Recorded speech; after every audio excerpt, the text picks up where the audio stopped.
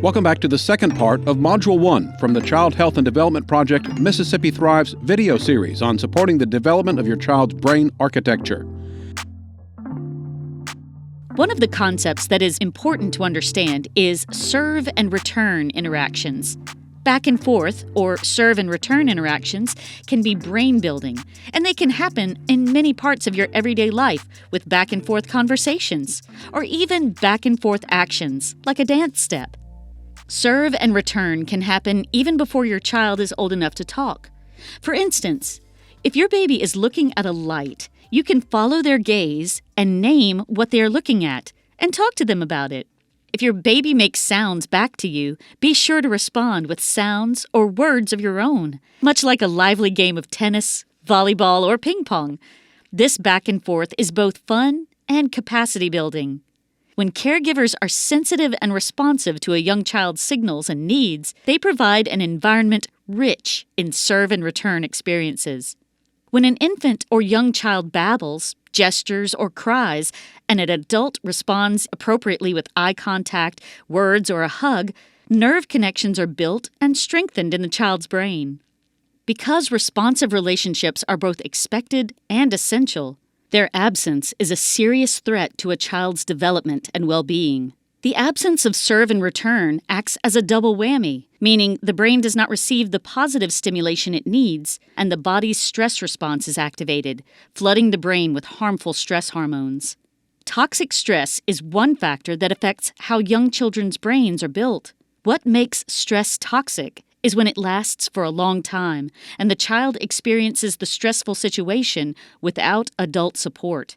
Examples of such stress are strong, frequent, and/or prolonged physical or emotional abuse, chronic neglect, caregiver substance abuse, or mental illness, exposure to violence, and/or the accumulated burdens of family economic hardship, all without adequate adult support. When this type of stress is prolonged and occurs without adequate adult support, it becomes toxic. And when this type of stress is experienced for a prolonged period of time, it can disrupt the development of brain architecture and other organ systems. This leaves a child with a higher risk of stress-related disease and cognitive impairment well into the adult years. Toxic stress can lead to a long-lasting wear and tear on the body and the brain. Next, let's watch the video, How Brains Are Built, introducing the brain story. We will hear more about brain architecture and some of the terms we've learned. This video was made by the Alberta Family Wellness Initiative.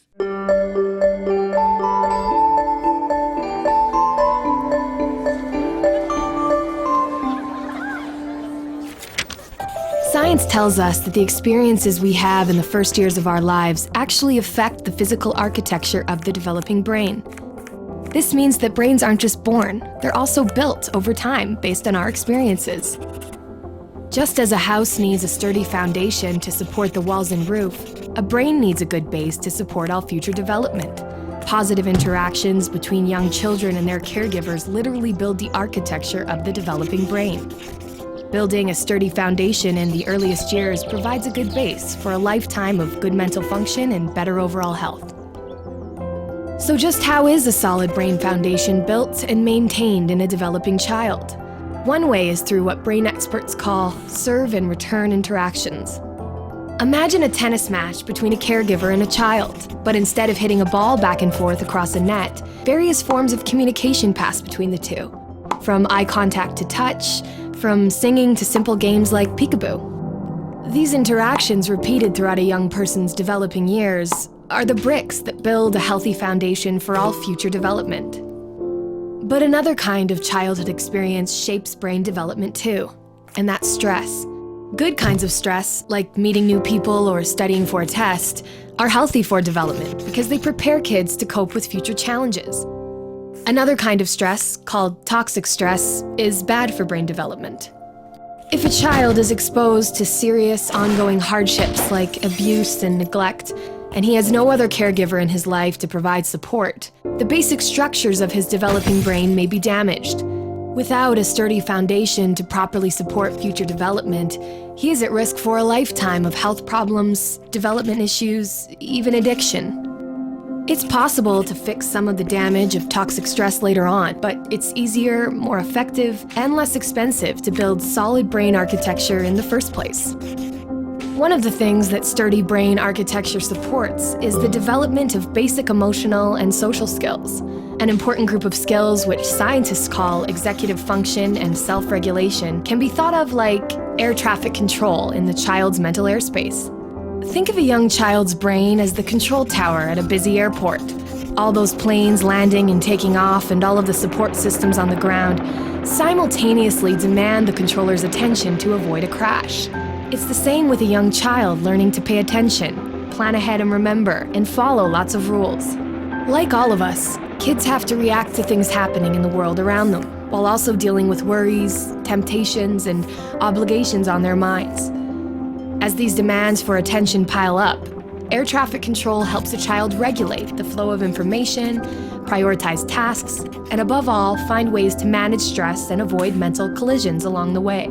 Having this ability is a necessity for positive and level mental health.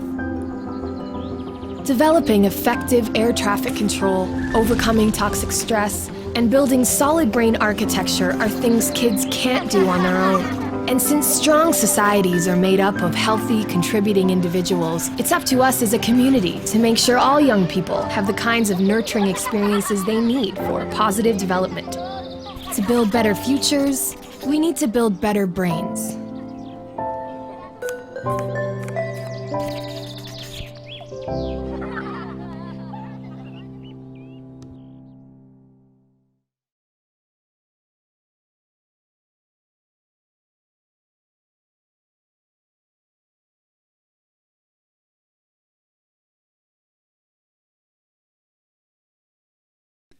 So the video mentioned many of the terms we have learned about previously in this module on brain architecture. One of these terms was toxic stress.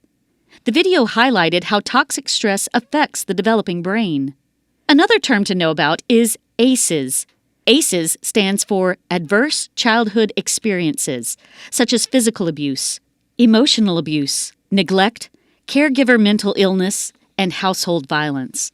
ACEs affect a child's long-term health outcomes, and the more ACEs a person experiences as a child, the more likely he or she is to have health issues later in life, like heart disease and diabetes. Also, the person is more likely to struggle with poor academic achievement and substance abuse. Racism and community violence, along with ACEs, can cause toxic stress. The good news is that we can reduce and prevent the effects of ACEs and toxic stress. We can do this by working together to reduce the sources of stress and by supporting parents and caregivers as they engage in strong, responsive relationships with the children in their lives. We can help children and adults build core life skills to buffer children from the effects of toxic stress. Helping children and adults build life skills like planning, focus, and self-control can strengthen the building blocks of resilience. Please check out the upcoming 4 modules of this video series for resources, tools, and ways to support children's development, even through toxic stress. Thanks for watching Part 1 of this series. All 5 modules are available at youtube.com. Be sure to type in Mississippi Thrive in the search bar. Check out Module number 2 next, Supporting the Development of Your Child's Brain Architecture Part 2, which builds on the topics discussed in this module. We hope this video series is helpful as you continue to help Mississippi's children thrive. Follow us on Facebook, Instagram, and Twitter. You can also sign up for our monthly newsletter at our website and feel free to call us for more information.